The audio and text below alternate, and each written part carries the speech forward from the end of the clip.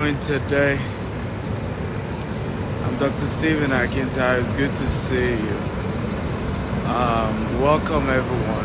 As you're joining, do me a favor, share this video and get as many people as possible to join us. Today's show might be a bit controversial, depends on your mindset, but I can assure you it comes with a lot of knowledge and value for you. How to build wealth as an African in diaspora. So let me start by knowing how many of you here live outside of Africa. Okay, how many of you here live outside of Africa? The any WhatsApp says one day I will pay back all this free knowledge. You're welcome. Thank you. How many of you here live outside of Africa? You currently live outside of Africa? Let me know. Just say me. Let me know. Because this conversation is for a lot of us who are African, but we don't live in Africa.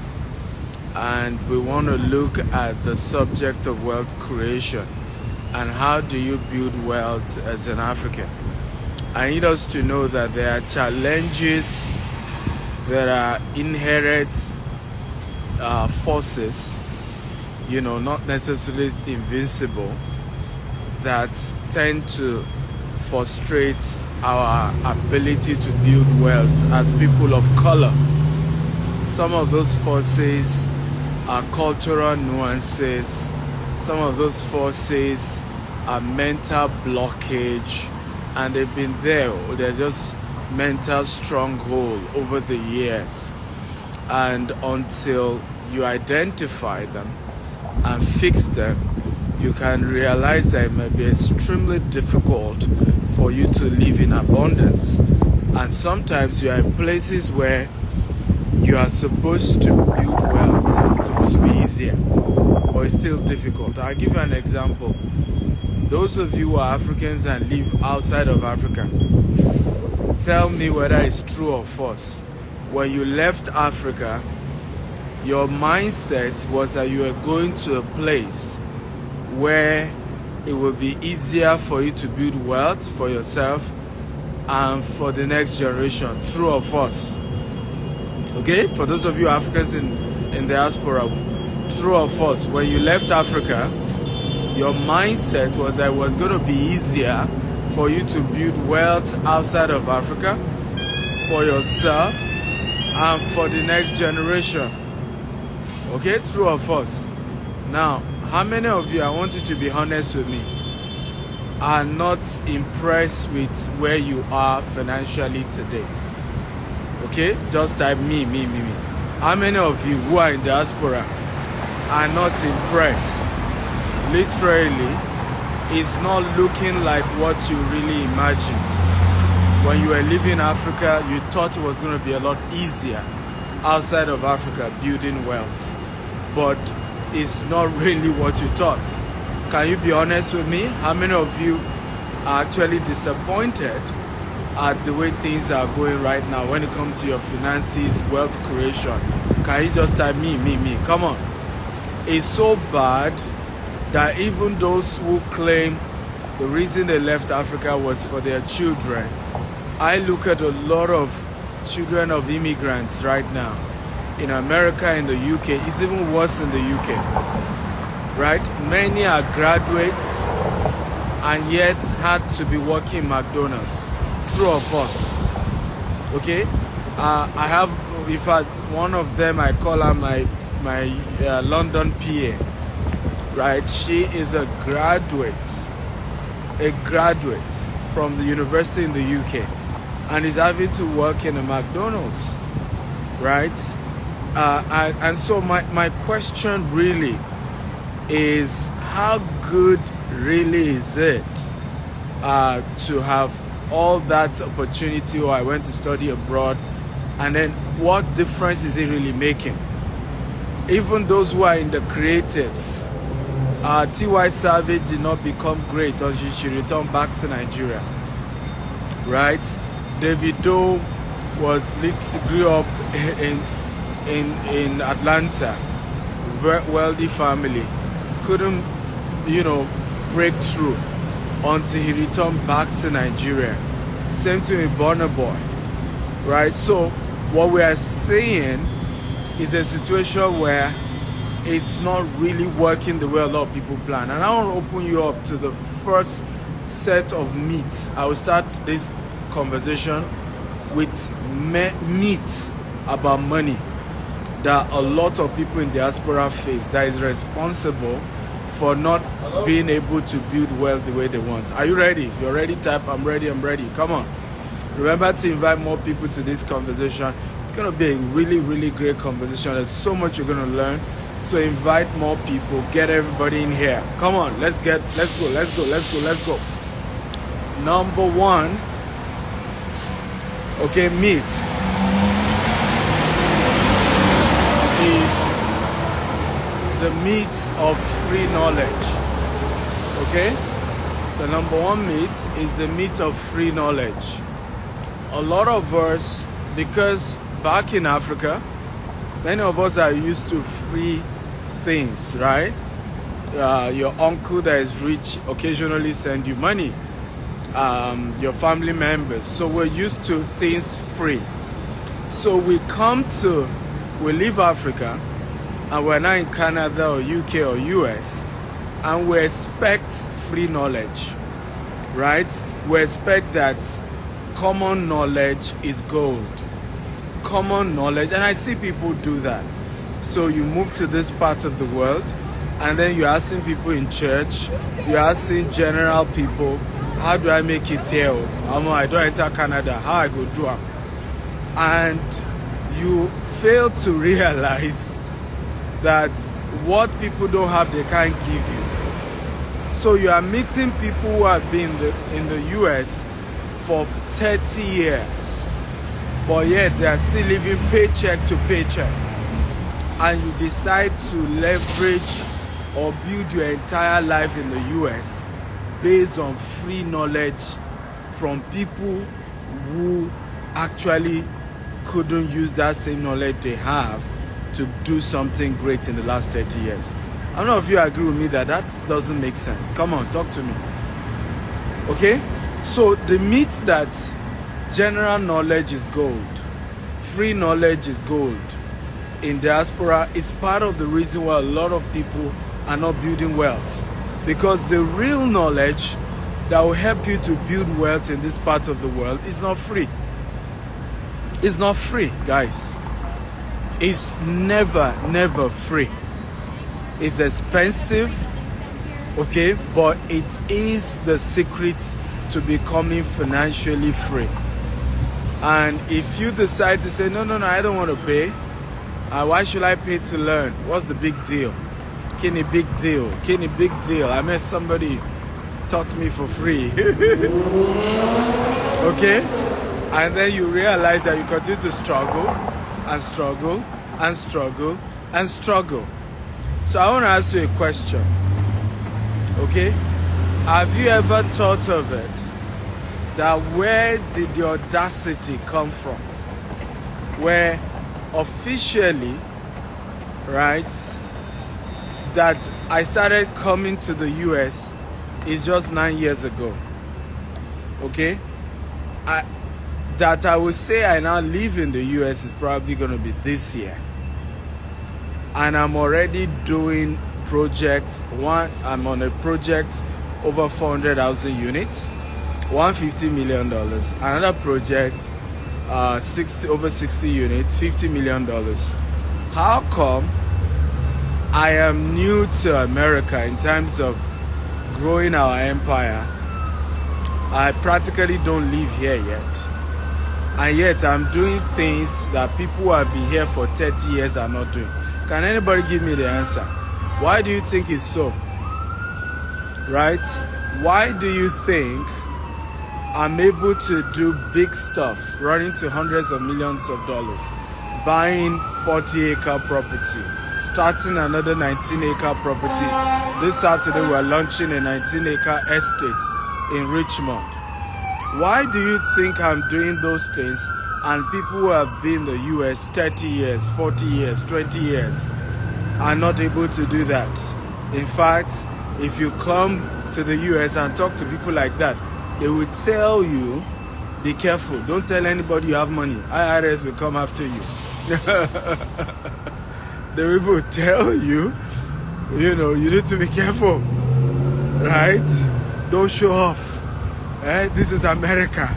If you show off, they'll come after you. Oh Lord, Lord have mercy. You see why I say it's a myth, And a lot of you got the answer right. The answer is simple. Okay? I didn't fall for the myth, the free knowledge myth. All this unsolicited advice. All this, I have been here for 40 years without achieving nothing. And yet you want to be the one to give me counsel. I didn't fall for those nonsense. A lot of you fell for that. How many of you are a victim of what I'm talking about? That when you relocated out of Africa, the people you met and the free advice they gave you is part of the reason you did not excel the way you should excel. If you're a victim of that, type me.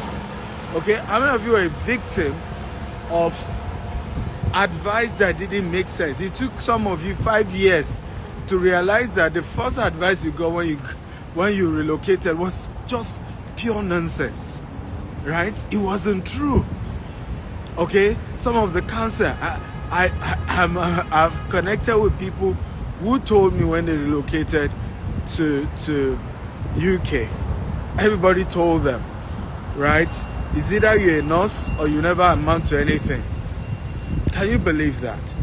And the entire degree they had in Africa, abandoned everything, started going back to study nursing. I met somebody who was like a younger brother to me here in the US, Dallas. The same thing. He had to be doing security job to start his life all over again as a nurse because somebody gave him some stupid advice. Meanwhile, skills as simple as photography, right, will earn you way more money than being a nurse. Skill as simple as video editing, right? Skill as simple as video editing will make you more financially free, okay, than a lot of the white collar job that you may want to go for in Western world. One of my friends at university is a photographer today. The kind of money he makes in Canada, okay, a lot of people going to normal white collar job, office job are not making it. But he didn't fall for those myths, those free knowledge. Good knowledge is free. Common knowledge is the best. He didn't fall for that. So the first thing you must be careful about, okay, if you're an African in diaspora, you must avoid, okay, free knowledge, particularly from people who have never achieved anything tangible. You have to look at where you're going and look for people who look like where you're going, okay, and learn from them. And I can assure you it's not going to be free. I met a guy here in America, Nigerian, no college degree, and yes, he did not do medicine like many of you, and he's been here for over 20-something years, right? He did not do what everybody, until today, does not have a degree, but lives in his own mansion, drives Rolls Royce, big cars. And I remember going to his office, massive office, has hundreds of people working for him in the same US. And the first thing I asked him, how do you protect your money in America? Okay, how do you, I'm starting big projects, I'm going to be investing a lot, we're going to be expanding big time. How do you protect your money? And the guy said to me, simple, it's $50,000 and I'm going to set up a trust for you. As simple as that. His way is very rich, but for him to still help me, I needed to pay. the reason why many of you are not making progress is that if you had met someone like that, you see him as a wicked person. Because you will be like, this guy's made it so much in America. I'm trying to learn from him, and he's asking me to pay $50,000. He must be a wicked person. Why can't he teach me for free? That is the number one reason why many Africans in diaspora are not building wealth. Okay? Because you're expecting free knowledge. You're expecting free seminars. You're expecting things to be free. And I want to tell you how these countries work. You need to go for paid knowledge. Everybody type paid knowledge. Come on, everybody type paid knowledge. For example, many of you Africans in diaspora, your primary responsibility when you come to this part of the world is to use your credits to get a house, a mortgage. Your mortgage is not an asset, it's a liability. The first thing you do is to use your credit to get a car. The car that you drive, okay, and use to take your family around is not an asset, it's a liability. Now, rather than many of you to go for seminars where they're going to tell you, how do you use debt to build wealth in America? How do you use debt to build wealth in the UK? How do you use debt to build wealth in Canada or whatever other country you are in? There's a reason why these countries charge you a lot in taxes. There's a reason why taxes as high, 25%, 30%, 35%, 40%. One of the reasons is because credit is what you are supposed to use to build wealth. Jeez. So, as far as they are concerned, they believe that you're using free money that has been made available by their financial institution to build wealth. That's AKA credit. So it's fair to give back 35% of that money. How many of you think it makes sense? What am I talking about? If I want to do business, let's say real estate business here, as long as it's a cash producing real estate asset, okay, from 5 to 30% is all I need to drop. I will get institutional funders to give me 70% of that money. And what they are just saying is that I have now turned 70% of free money, okay, to, let's say I now make a profit of $10 million from a $1 million I got for free from an institutional investment. Is it not fair for the government to say, give me back 30%? Come on, talk to me. Is it fair? If it's fair, type is fair. If it's not fair, type is not fair. But what do most African diaspora do? The credit system that you're supposed to use for a business and an investment, those are the two areas you should use credit for. Business and investment. Anything that is not a business, don't use your credit for it. Anything that is not an investment, don't use your credit for it, because those are really where you need credit. Okay? Those are really where you need credit. And really, it is credit that you use to build wealth in the Western world.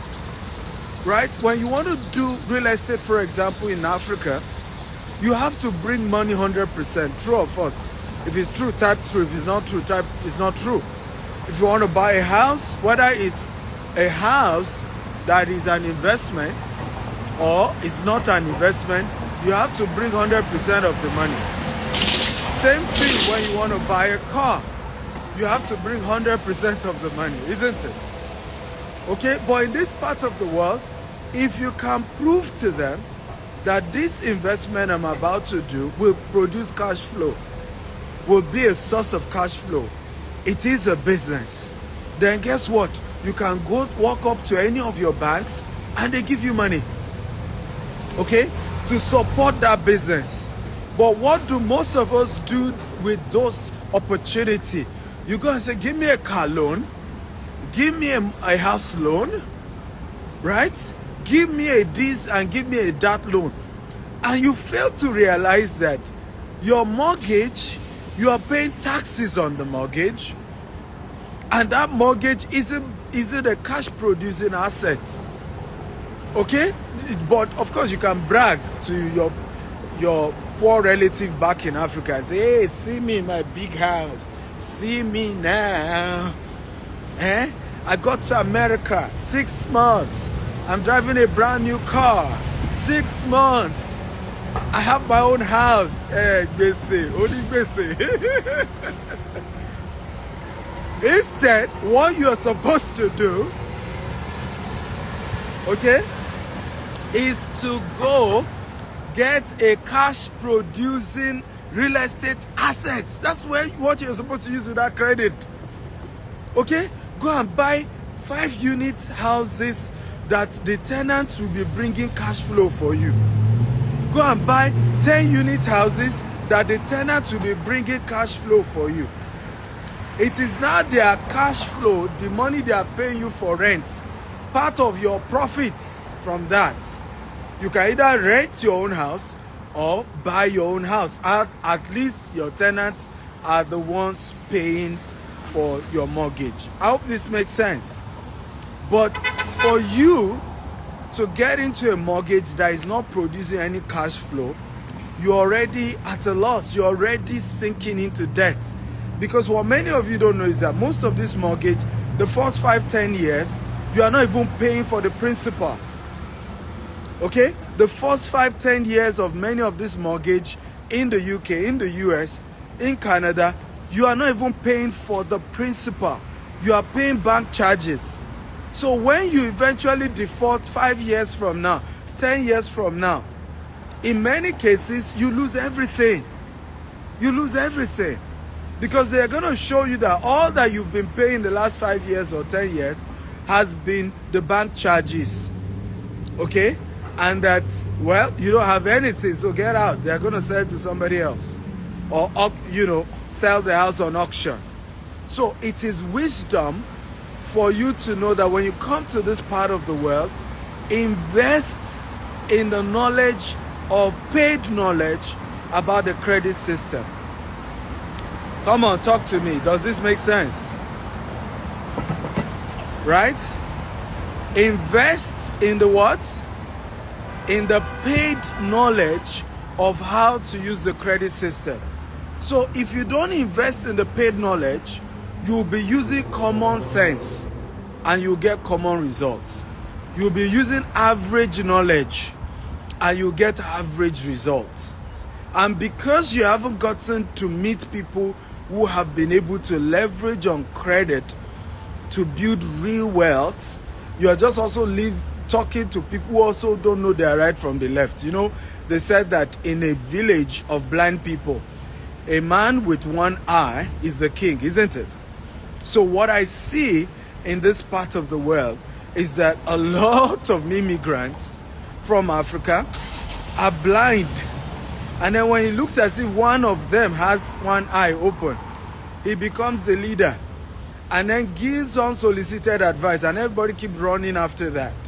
But in the reality, that is not really how wealth is created. Come on, does this make sense?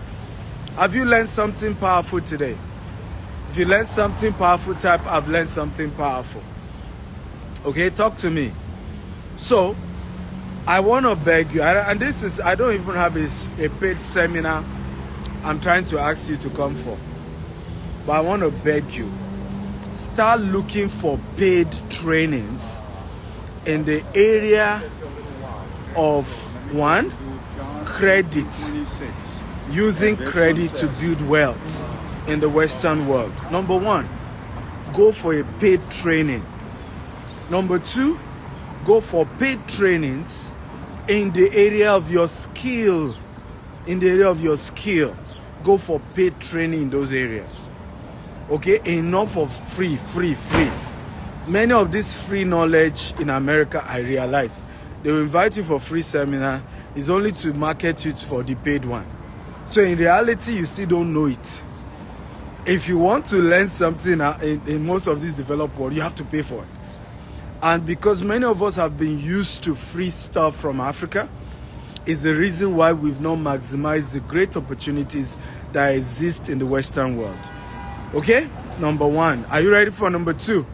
Come on, talk to me. Are you ready? Are you ready? Are you ready? Number two. Number two. If you're ready, type I'm ready. I'm ready. Okay? Are you ready? Mix with people from other race. Mix with people from other race. One of the things I have noticed with the African community is that many, not all, are very negative, low-thinking people. Negative and low-thinking people. And many of us, you know, who are in diaspora, maybe because you've missed home, you only want to mix with the association of Yorubas in Atlanta, association of Igbos in which country, association of Hausas, right? And there's nothing wrong with that. You should mix with your people.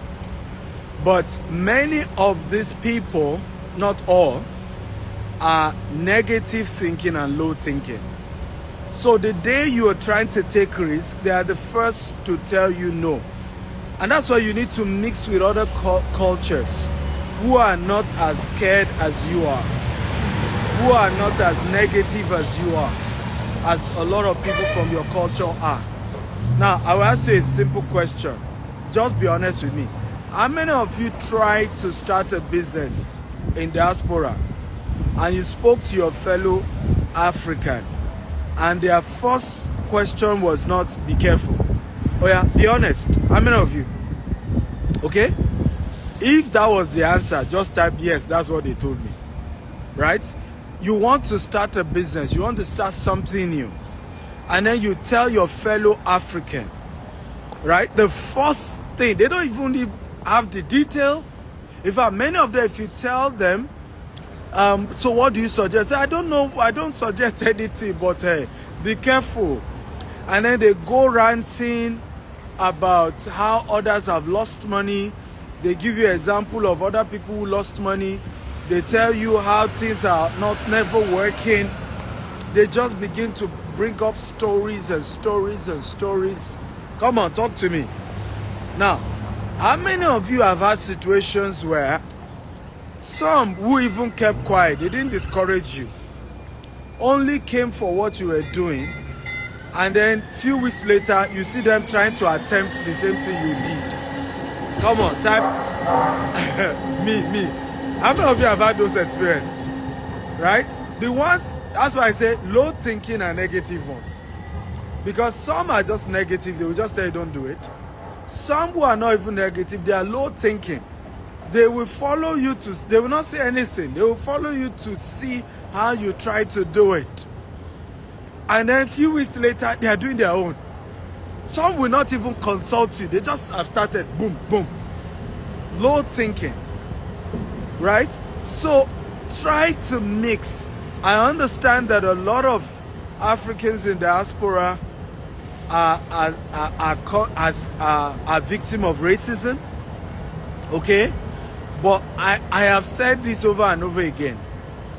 The only time I've experienced direct racism, it was from black Africans, right? African Americans, okay? Or just Africans who just are stereotyping me because I'm a Nigerian and they're already thinking something else. Or African Americans who just, for whatever reason, because of my Nigerian accent, maybe one Nigerian has jilted the lady. I had an experience, I think 7 years ago or so. I went to Silicon Valley and I arrived quite early. I think I got to my hotel 1:30 a.m. And I'm at the highest level of Marriott's. So I'm entitled to what we call 247 check-in. Meaning even if I come in 1 a.m., I'm supposed to be able to check in. And I got there and the lady was an African American. And I was to check in and she said, well, there's no room available. So I said, fine, but let me wait at the reception till she's able to get a room. Do you know what she said to me? She said, you have to leave this property. I said, why? She said, you have to leave because it's not safe with you being in this reception with me. I kid you not. For you to know that this was pure racism, I had to call Marriott customer care, and the customer care guy, service person said, that's not wrong. That's wrong, rather. That's not right. She's supposed to allow you in till they can get you a property. And the person said, you know what, take the phone to her. And this was a freezing cold winter. I was freezing. Say, give her the phone. Only to get back to the hotel, there was even a male African-American security guy at the reception with her. She still refused to allow me stay at the reception. I had to go to a different hotel entirely. Right? In fact, the customer service guy had to lead me to another hotel. Right? Pure racism. But I've only faced racism, I'm saying again, from black people. So if you carry the mentality of, oh, I'm black, I need to be careful around white people, I'm not sure I want to mix with other cultures, you are losing big time. Because some of the people will be so kind to you and really, really help you. Okay? Because you've left Africa, remember that. Right? If you really want to continue with all this African thing, then go back to Africa. You are now in another country. Be willing to mix with people of other religion, other race. Be flexible enough that they don't think like you, they don't talk like you, okay? But I can assure you, they will help you more, okay, than your own Africans or African Americans. Are we learning at all? So number 2, which is very, very important, okay, is that you need, okay, to move away from low-thinking people, negative people. If you're going to build wealth in this part of the world, low-thinking people, negative people, move away. I am that kind of person. In fact, I have had to work with, I've tried to, you know, some of the property stuff I've tried to get. Some of my regrets is trying to get properties and the agent is black and the agent is Nigerian. I'm telling you the truth. Because he's the one that will constantly be telling me, oh, this is against the law, this is America, we are careful this, you are, and sometimes I'll be like, hey, do you think I'm a baby? Did I mean, what do you guys think? Right? I know the law. So, and I know what is possible. But you have to push your dreams. You can't just be so rigid. You are scared of everything. Everything. I don't want to break the law. This is America. I'm careful. This is Canada. Oh, I want to be careful.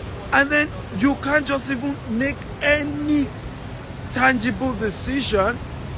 You can't take any business risk because you're just scared every day. You need to move away from such people. Okay? You need to move away from such people.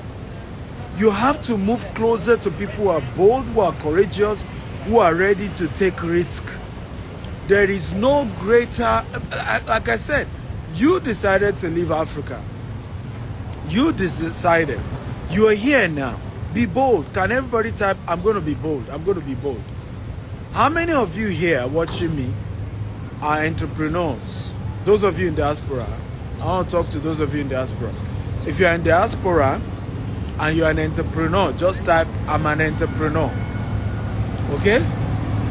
If you're an entrepreneur, just type, I'm an entrepreneur. Now, if you're a professional, type, I'm a professional. I'm focused on those of you in diaspora. This training today is mainly for those of you in diaspora, right? So if you're in diaspora, if you're an entrepreneur, type, I'm an entrepreneur. I'm not talking about you have a job and then you're also doing business. No. I'm talking about the only thing you do is business. Then type entrepreneur. If you are trying to mix the two, just type I'm a professional. Someone said I'm a professional student. One day I will hit on your own topic. All of you are coming to do students when you should just do a 3-month certification program, and you are on your way to making good money for yourself. One day I will attend to you guys. But if you can see from this conversation, majority of people even on those core are professionals, right?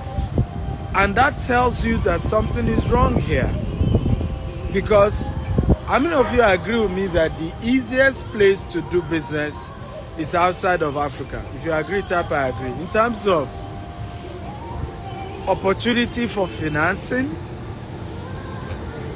in terms of laid down regulations, in terms of predictability, in terms of the fact that the system don't change overnight. Like Africa, the government can just make a new regulation all of a sudden that can mess up your business.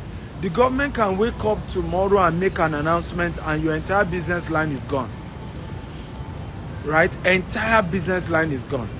You don't have that in this part of the world. If you can obey the first law I mentioned, go for paid training. Right? The reason why many of us struggle to do entrepreneurship outside of Africa is because we are not willing to pay. You want to start a restaurant business and you just think you can use your African sense to start a restaurant business in Germany. You want to start a tech company and you just think you can use your African sense to start tech company in Switzerland without going for proper training that helps you to understand the Switzerland law, how Switzerland works, and including how to fund such type of business in Switzerland. Okay? So the reason why a lot of us aren't doing business entrepreneurship is because many of us aren't willing to go for informal paid trainings about how exactly do you do business in those parts of the world. True or false? If you agree with me, type I agree. If you don't agree, type I don't agree. So as you can see, even from this live core, majority of you here, okay, are professionals. You haven't taken the risk to go start a business or to invest. And the reality is this: some of these countries, the people who run them are capitalists. And they've structured this country such that you can never be rich until you become a capitalist. And I'm being honest with you. Even those countries who play like they are socialist, in reality, okay, the real people running the system behind the scene are capitalists, and they've created some monopoly around those businesses. They may not use their face and all of that, but that's what's going on.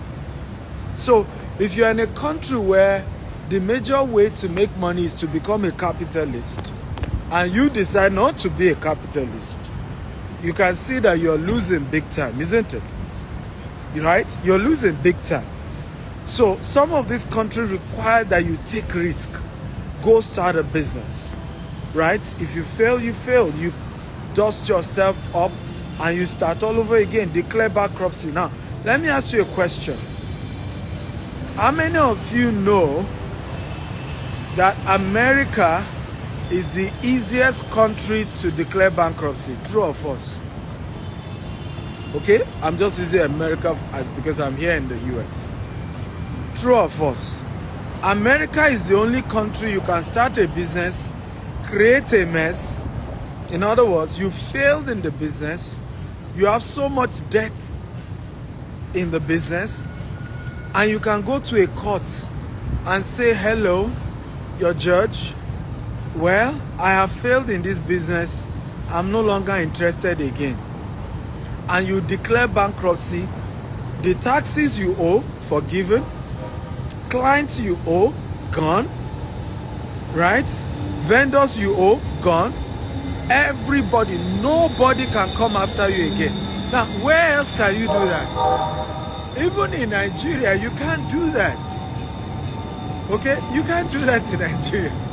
You can't do that in many African countries where most of you came from. Right? You're going to be in jail for a long time. And I'm talking about people have declared bankruptcy over a business that is owing $10 million, $20 million. Donald Trump had declared bankruptcy over some of his business that even owing hundreds of millions of dollars. And it was all gone. And he started all over again. And it was all cool. You can't do that in many African countries, guys. So these systems, okay, favor you being able to take risk and become an entrepreneur. So 2 ways to really become wealthy in diaspora. Number 1, be an entrepreneur. So that becomes number 3 points in today's training. Be an entrepreneur. I'm not asking you to quit your job, but you can start gradually. But remember number 1 law that I taught you today. Before you start any business, go for a paid training. Stop all this free nonsense, free knowledge, free advice. Go for a paid training about the business you want to start. It's only in Nigeria, Ghana, Cameroon, different African countries, you can watch your neighbor succeed in a business and go and start the same business without even getting coaching from your neighbor. True or false? Come on, talk to me. True or false? How do most of us start business back in Africa? Is it not by copying another friend that is doing well, and then you go and start the same business? You did not even get free advice, even to go and meet that friend and say, my best friend, I want to start your kind of business, come and coach me. No.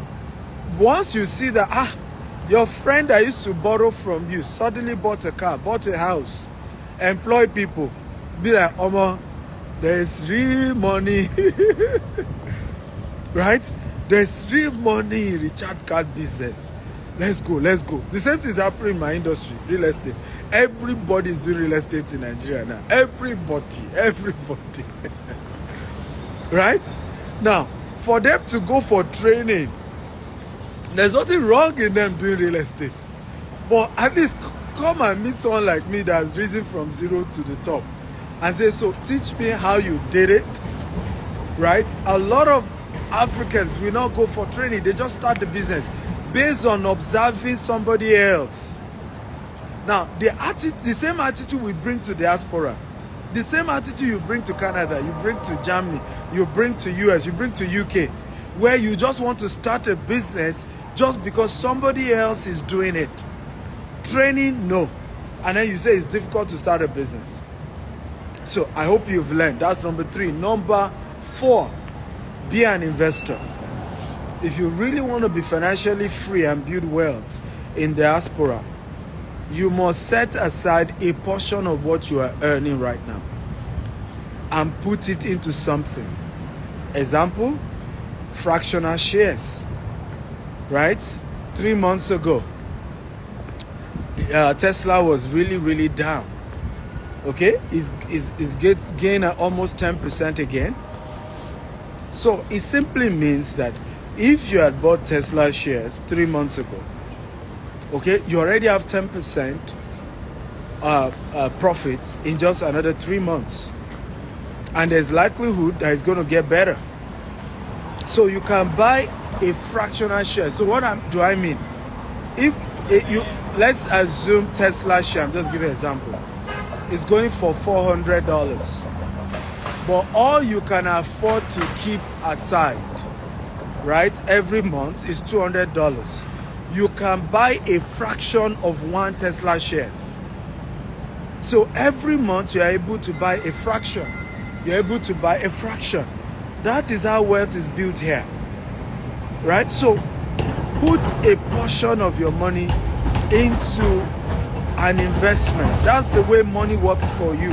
Instead of working for money, put a portion into different types of investment. Again, oh, Dr. Stephen, which investment should I do? Go for the training. Okay? There are several trainings that exist in whatever city you live in on different investment opportunities that you can do. Go for training. Don't just jump into anything. I run several trainings. I have several videos on YouTube. You can go watch on different investment opportunities. You can send me a DM. My office can give you our coaching programs on different investment opportunities that we have. And you can be part of that as well. But it's important to know if you are really serious about building wealth in this part of the world, okay, a portion of your money has to go into investment. That's how it's done. Hey, Tabi, how are you? Can I pull you up, Tabi? Okay? If you want me to pull you up, I'll pull you up. I'm not walking to your house. Right? If you want me to pull you up, please let me know so I'll pull you up. Tabi is one of my amazing gist partners.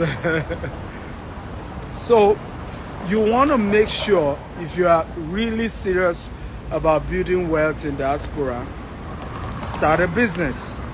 But get training before you start. Okay? Invest a portion of your money. Okay? Invest a portion of your money. Every month, there are different types of investment. You can just be putting $200 this month, $500 the next month, $300 the next month. I promise you, 10 years down the line, okay, you will have built an amazing passive income, amazing portfolio of passive income. You will be surprised with yourself about what you have built. Okay, you will be shocked. Everybody that I've met in diaspora that is financially free are entrepreneurs. One of my friends, he's hosting me in Glasgow. I'll be in Glasgow in June, right? And he moved from, he used to be in Dubai, but he's an entrepreneur. Then moved to London, then moved to Glasgow. You see, big boy things, eh? Now he bought his house in Glasgow. The house has his own lake, he can drive his own boat. Massive house. I think it was £2 million that he bought the house. He just sent me a picture recently, bought the brand new Rolls Royce. Okay, brand new Rolls Royce, brand new. And I can give you an example of several friends like that I know. Okay, all of them who really are doing well, they're entrepreneurs and they are investors. Those who are not entrepreneurs are big-time investors. They are buying shares, they are buying real estate, they are just buying vehicles, tools that is constantly generating passive income for them. But that's really how wealth is created. So, how many of you have been encouraged today? If you have been encouraged to build wealth in diaspora, type I'm encouraged, I'm encouraged. This is part 1. We'll get more deeper in part 2, and I probably will go hard on you guys. Okay? I don't know why I'm nice today. I intended to be very hard and tough, and break things down. Because some of us in diaspora, if you don't hit our head well, we're not going to be encouraged to really take some tough decisions, right? But I think I'll be nice. I may not be this nice tomorrow. This is part 1, but the goal is to encourage you to either start a business, of course, with proper training, with proper education, or to start investments. Okay? You cannot continue a job for 30 years. Nobody becomes rich, okay, by working for 30 years. It doesn't just work that way. Yes, a penny saved here, a penny invested there equals wealth. Temi Ajibewa. Very true. A penny saved here, a penny invested here equals wealth, right? So you have to understand little by little. Many of you have been in diaspora for 10 years now. Some of you 15 years. You even go to church and do anniversary.